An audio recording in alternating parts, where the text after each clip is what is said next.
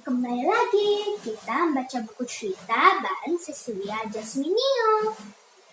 Teman-teman CJ, apa kabar? Aku harap teman-teman CJ dan keluarga sehat ya. Hari ini aku punya buku yang bagus untuk dibaca, yaitu dari seri Buah Roh yang berjudul Kesabaran. Penulis cerita ini adalah Aditya Pratama. Ilustrasi Juanita Ceniko dan penerbit buku ini adalah Rehoboth Literatur. Yuk langsung saja kita baca bukunya.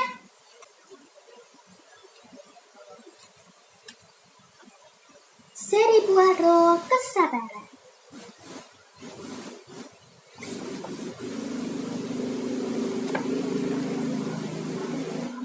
Yaya, Cora, Cory, dan Lucy adalah 4 orang anak yang bersahabat. Di sekolah, mereka merupakan anak-anak yang suka menolong teman. Mereka juga suka menemani anak-anaknya sendirian dan tidak memiliki teman. Di kelas sebelah, terdapat seorang anak yang sikapnya sangat pendiam. Namanya Sensen. Walaupun Sensen pendiam, tapi ia adalah anak yang rajin dan murah senyum. Cora, apakah kamu kenal anak berjaket abu-abu itu? Tanya Yaya. Anak itu namanya Sensen. Ia tidak pernah berbicara kepada siapapun di sekolah ini. Ia sangat pendiam. Mengapa kamu bertanya mengenai dia, Yaya? Jawab Cora. Aku pikir dia anak baru. Belum pernah aku melihatnya sebelum ini. Jawab Yaya. Cory pun melanjutkan percakapan. Akhir-akhir ini, aku melihat Sensen sering berjalan sendirian ketika pulang sekolah. Bukankah biasanya ia dijemput oleh ibunya? Berbahaya sekali loh. Jalanan di sekitar sekolah kan banyak kendaraan yang suka mengebut. Bagaimana kalau dia tertabrak seperti ini? Tegas Lucy. Percakapan berakhir ketika bel tanda istirahat selesai dibunyikan. Beberapa hari kemudian, terjadi keributan di kelas sebelah. Cora yang ketika itu sudah selesai mengerjakan latihan di kelas, meminta izin keluar kelas dan mencoba melihat apa yang terjadi di kelas sebelah itu. Keributan itu ternyata terjadi di kelas Sensen, anak pendiam yang murah senyum itu. Di kelas itu, beberapa anak kehilangan uang jajan mereka yang mereka simpan di dalam tas. Semua anak menyalahkan Sensen.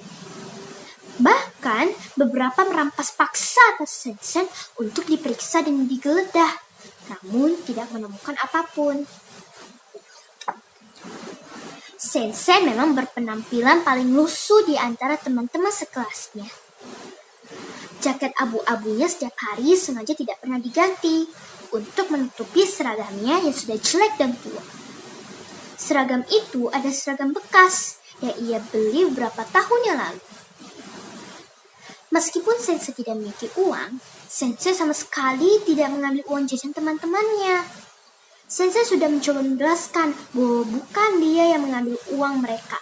Tapi teman-temannya tidak percaya dan terus menuduh Sensen karena penampilannya yang lusuh. Sensen, kembalikan uangku. Pasti kamu yang ambil. Cepat, kembalikan sekarang. Teriak beberapa temannya dengan kesal.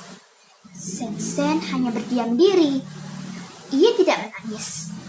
Ia tetap tenang dan tegar menghadapi teman sekelasnya. Dari luar keras, Cora yang melihat hal itu berniat mencari tahu kebenarannya. Sepulang sekolah, Sensen dipanggil ke ruang kepala sekolah. Tanpa banyak bertanya, Pak Guru kelas langsung memberi Sensen surat panggilan untuk ibunya. Surat tersebut berisi panggilan agar ibu Sensen datang ke sekolah menghadap guru kelas. Sensen menerima surat tersebut dan seperti biasa, Sensen menerimanya dengan senyuman dan ucapan terima kasih. Tetapi tidak seperti biasanya. Siang itu Sensei tidak langsung pulang ke rumah. Ia duduk sendirian di bawah pohon besar di sekolahnya. Semua murid yang lain sudah pulang.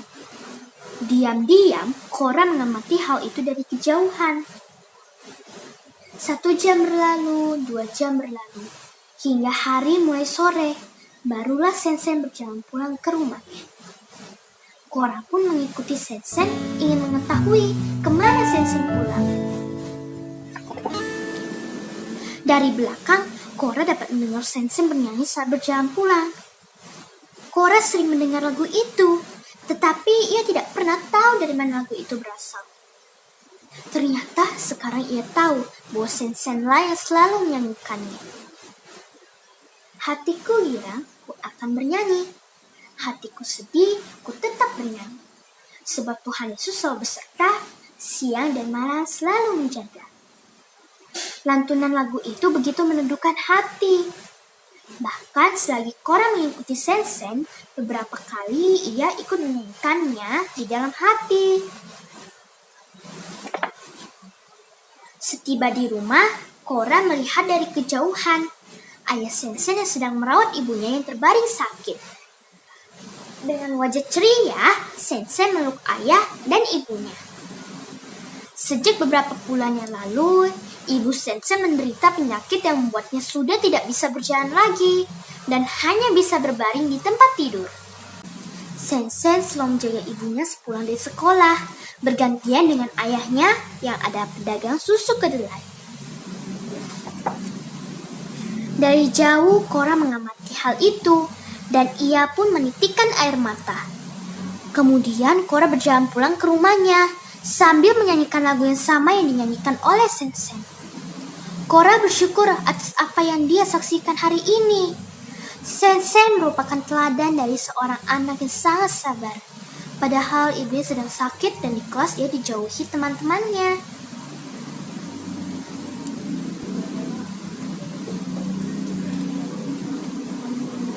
Nah, teman-teman CJ, apa yang dapat kita pelajari dari cerita hari ini?